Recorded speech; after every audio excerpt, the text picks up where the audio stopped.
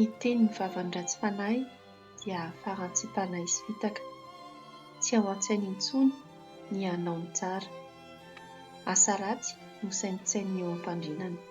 Mitsangana eo amin'ny lalana tsy mety izy. Tsy mba laviny akory ny ratsy.